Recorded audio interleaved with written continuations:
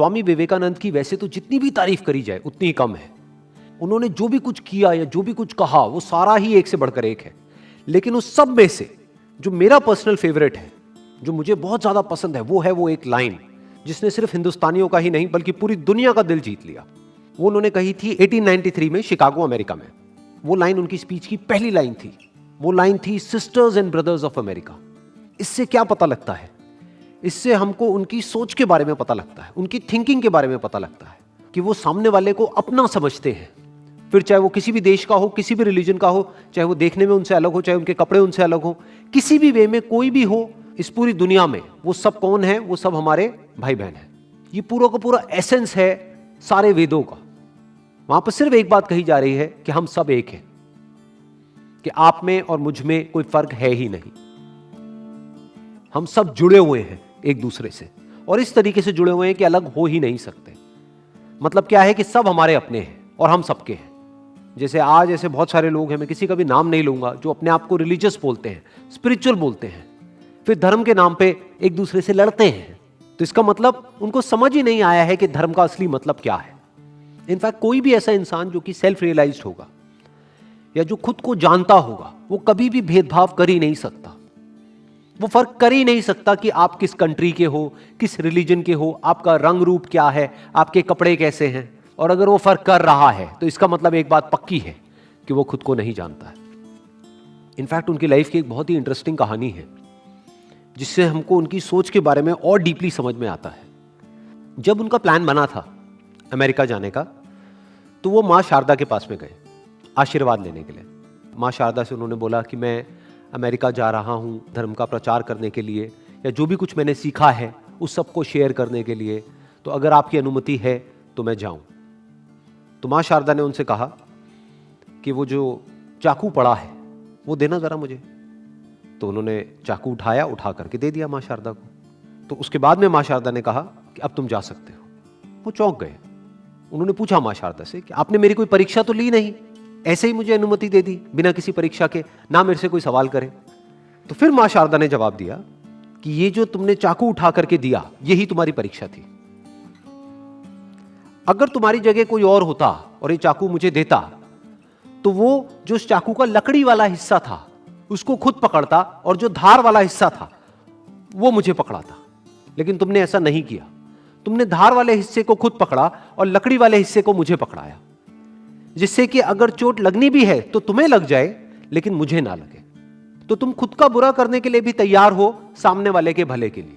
इससे मुझे यह समझ में आता है, मां शारदा बोली कि इससे मुझे यह समझ में आता है कि अब तुम पूरी तरह से तैयार हो, तो अब तुम जा सकते हो। फिर वो गए। तो इससे भी क्या पता लगता है? उनकी सोच। तो उनका जो पहला और सबसे फेमस कोट है वो है, arise, awake and stop not until the goal is reached. मतलब कि उठो, जागो और तब तक मत रुको जब तक लक्ष्य की प्राप्ति ना हो जाए। ये क्या कहा जा रहा है और किससे कहा जा रहा है? वो लोग जो अपने कंफर्ट जोन में हैं, या तो जो चाहिए था वो नहीं मिला है तो बैठ गए हैं थक करके, या फिर जो चाहिए था वो मिल गया है और बस बैठ गए हैं आकर के, अपने कंफर्ट जोन में चले गए, आलसी हो गए, आगे नहीं बढ़ रहे हैं, आगे ग्रो नहीं कर रहे हैं, नेक्स्ट लेवल पे नहीं जा रहे। ये उनके बारे में कहा जा रहा है कि अगर आप अपने कंफर्ट जोन में हो और थक करके बैठ गए हो क्योंकि जो आपको चाहिए था वो आपको नहीं मिल रहा है, तो अपने लक्ष्य के लिए आगे बढ़ो। क्या बैठे हो थक करके? क्या रो रहे हो बैठे बैठे? उठो, जागो। सोए क्यों हुए हो? क्यों अपने आप को कमजोर समझ रहे हो? क्यों ये समझ रहे हो कि मैं कुछ नहीं कर सकता? अरे आप सब कुछ कर सकते हो, ये कहा जा रहा है। और तब तक मत रुको जब तक लक्ष्य की प्राप्ति ना हो जाए। तो इसके दो अलग अलग एंगल्स हैं। एक ये, जब तक कि इस दुनिया में जितना आपको चाहिए, आपको, आपकी फैमिली को सरवाइव करने के लिए जो भी बेसिक आपकी नेसेसिटीज है, जो आपकी बेसिक नीड्स है, जब तक वो पूरी नहीं हुई है तब तक वो ही आपका लक्ष्य है। उस लक्ष्य को पाने के लिए जो भी कुछ करना है वो करो, बैठे मत रहो। एक स्टैंड पॉइंट इसका ये है देखने का। दूसरा किन लोगों के लिए कहा जा रहा है? जो एक्चुअल स्टैंड पॉइंट है, जिस स्टैंड पॉइंट से स्वामी जी ने बात कही है, जो बहुत कम लोग समझेंगे, वो क्या है कि अगर आपको आपका जो भी लक्ष्य था वो मिल भी गया है तो उसके बाद में ये नहीं कि बैठ जाओ, उसके बाद में ये नहीं कि सो जाओ, कि जो मुझे चाहिए था वो मिल तो गया है, पड़े रहो। या प्लेजर्स में इंडल्ज हो जाओ, या पावर के पीछे भागने लग जाओ, या पैसे के पीछे भागने लग जाओ। ये बात नहीं कही जा रही है, क्योंकि ये कौन कह रहे हैं, कौन ये बात कह रहे हैं? जिन्होंने सब कुछ अपना छोड़ दिया ज्ञान के लिए। तो ये यहां पर ज्ञान की और अज्ञान की बात कर रहे हैं। ज्ञान किसका, अज्ञान किसका? खुद का, सेल्फ रियलाइजेशन, उसकी बात यहां पर कही जा रही है। वो आपका असली लक्ष्य है। क्योंकि अगर पूरी जिंदगी सिर्फ अपना जो लालच है या जो अपनी जरूरतें हैं उसी में ही उलझे रह गए, तो ये कोई जिंदगी थोड़ी ना है। ये जिंदगी का लक्ष्य नहीं है। जिंदगी का असली लक्ष्य क्या है? सेल्फ नॉलेज, सेल्फ अंडरस्टैंडिंग, उसकी बात यहां पर करी जा रही है। कि चाहे आपको बाहर की दुनिया में कितना भी मिल जाए, लेकिन अभी आपका लक्ष्य पूरा नहीं हुआ है तो बैठो मत, सोते मत रहो, उठ जाओ। आपका लक्ष्य क्या है? खुद को जानना। और जब तक वो लक्ष्य पूरा नहीं हो जाता है, जब तक खुद को आप नहीं जान लेते हो, तब तक मत रुको। यही एक इंसान का लक्ष्य होना चाहिए और यही एक इंसान का सबसे बड़ा लक्ष्य है। क्योंकि अगर आपने पूरी दुनिया को भी जान लिया और खुद को ही नहीं जाना तो क्या जाना? अगर आपने पूरी दुनिया को जीत लिया, मैं कहता हूं दुनिया छोड़ो, पूरे ब्रह्मांड को जीत लिया, लेकिन अगर खुद को ही नहीं जीता, क्या जीता? तो आप जीत करके भी हार गए। और ऐसे एक नहीं, दो नहीं, बहुत सारे एग्जाम्पल्स हैं अगर आप हिस्ट्री को उठा करके देखोगे, जिन्होंने पूरी दुनिया को जीत लिया लेकिन जीतने के बाद भी खाली के खाली अंदर से। और ऐसे भी आपको एग्जाम्पल्स मिलेंगे जिनके पास जो कुछ भी था उन्होंने वो सब कुछ छोड़ दिया, लेकिन उसके बाद भी वो जीत गए। क्यों? क्योंकि उन्होंने खुद को जीत लिया। तो उसकी बात यहां पर करी जा रही है। तो जिंदगी का असली लक्ष्य क्या है? खुद को जानना। जिसने खुद को जान लिया उसने सिर्फ खुद को नहीं जाना है, उसने भगवान को भी जान लिया। क्योंकि भगवान हमसे अलग नहीं है, भगवान हमसे दूर नहीं है, वो हमारे अंदर ही है। और इसी के साथ में एक और कोटेशन जुड़ी हुई है इनकी, you can not believe in God until you believe in yourself. जो बात ये कह रहे हैं उस बात को एक और तरीके से भी कहा जा सकता है कि भगवान भी आपकी मदद तभी करेगा जब आप खुद अपनी मदद करने के लिए तैयार हो। जैसे इससे मुझे एक बड़ी इंटरेस्टिंग कहानी याद आ रही है। एक बार एक गांव में बाढ़ आ जाती है, तो वहां पर सब लोग डूबने लग जाते हैं, गांव में बहुत बुरा हाल हो जाता है। तो एक आदमी है, उसको तैरना नहीं आता है, वो अपने घर की छत पे जाकर के खड़ा हो जाता है। तो धीरे धीरे पानी बढ़ने लग जाता है। जब पानी उसकी छत तक पहुंच जाता है तो वहां पर एक नाव आती है, एक रेस्क्यू बोट आती है उसको बचाने के लिए। वो आती है, कहती है कि बैठ जाओ, अब ये पानी बढ़ने वाला है, तुम्हारी छत भी डूब जाएगी थोड़ी देर में। वो कहता है नहीं, मुझे तो मेरा भगवान बचाएगा। उसके बाद में पानी और ऊपर आ जाता है और पानी उसके यहाँ तक आ जाता है। थोड़ी देर में एक हेलीकॉप्टर आता है।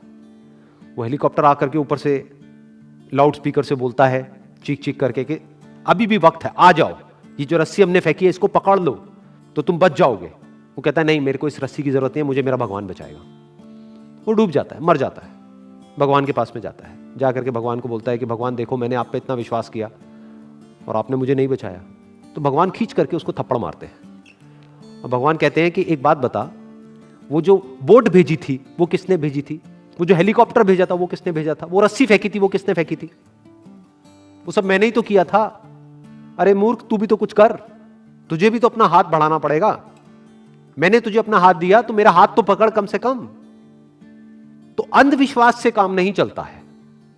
यही फर्क है अंधविश्वास में और विश्वास में।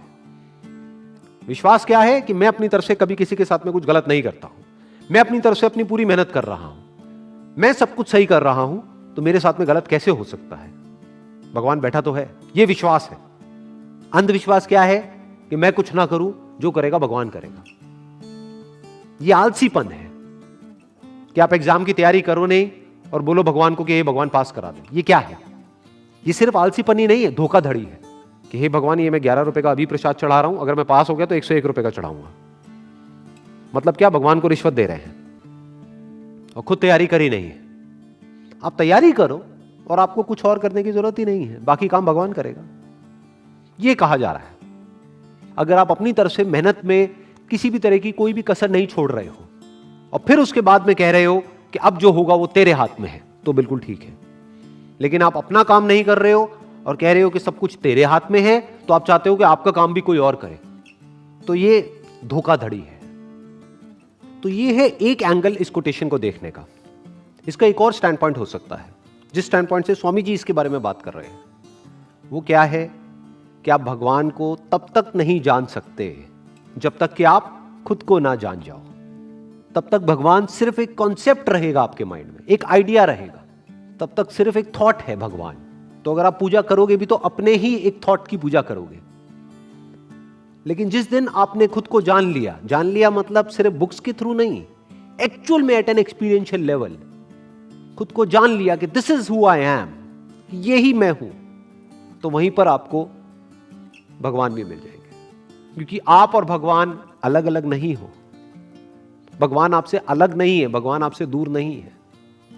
इनफैक्ट भगवान आपके इतना पास है जितना आप खुद भी अपने पास नहीं, जितना आपका थॉट भी आपके पास नहीं है, उससे भी पहले भगवान आपके पास में है। बिल्कुल इस तरीके से अगर मैं एक एग्जांपल दूं, जैसे एक लहर और पानी में जितना फर्क है, जितनी दूरी है, उतनी ही दूरी आप में और भगवान में है।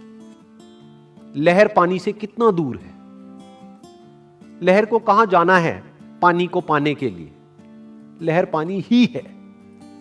तो यह बात यहां पर कही जा रही है। तो जब लहर ने अपने सच को देख लिया कि लहर कहीं भी नहीं है, दिख रही है, लेकिन लहर का जो एक्चुअल सब्सटेंस है, लहर जिसकी बनी है, लहर जिस पे टिकी है, जिससे बनी है, वो पानी है, तो वही पानी उस पूरे समुद्र का भी एसेंस है, वही सब कुछ है। उसकी बात यहां पर करी जा रही है कि अगर आपको भगवान के सच को भी जानना है तो पहले खुद के सच को जान लो। इस यूनिवर्स के सच को जानना है कि जो पूरा का पूरा यूनिवर्स दिख रहा है, इसका सच क्या है, तो उसका भी सिर्फ एक तरीका है, आपको खुद के सच को जानना होगा। यानी अभी तक मैंने जो कुछ भी कहा है, या ये जितनी भी कोटेशंस है, उन सबको सम अप किया जाए और एक लाइन के अंदर कहा जाए तो वो क्या होगा कि जिसने खुद को जान लिया, खुद के सच को जान लिया, उसने सब कुछ जान लिया। अब उसके लिए जानने के लिए और कुछ बाकी नहीं। Wish you all the best. Thank you so much.